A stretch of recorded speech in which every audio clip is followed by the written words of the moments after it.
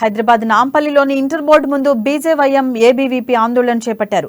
వేసవి తరగతుల పేరుతో విద్యార్థులను వేధిస్తున్న కార్పొరేట్ కళాశాలలపై చర్యలు తీసుకోవాలని ఏబీవీపీ నేతలు డిమాండ్ చేశారు.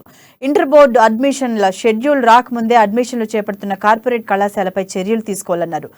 కార్యాలయంలో ముందు బైఠాయించిన విద్యార్థి సంఘ నాయకులు ప్రభుత్వ వ్యవహారంపై విమర్శలు గుప్పించారు.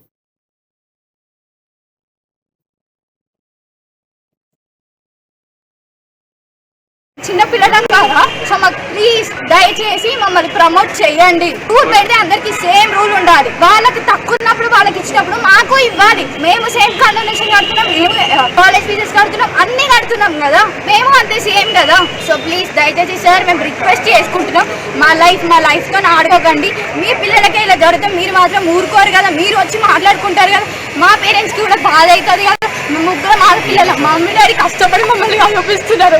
ప్లీజ్ సార్ ప్రమోట్ చేయండి, ప్లీజ్ సార్ ప్రమోట్ చేయండి. మేము సప్లీస్ అయినా రాసుకుంటాం, కనీసం మేము కూడా పోలీస్ జాబ్ చేద్దామని. మాకు కూడా ఇట్లాంటి ఎయిమ్స్ ఉంటాయి కదా సార్. మేము మిడిల్ క్లాస్ వాళ్ళం సార్, మీలాగా డబ్బులు ఉన్న వాళ్ళమైతే ఇంత కష్టపడం కదా సార్.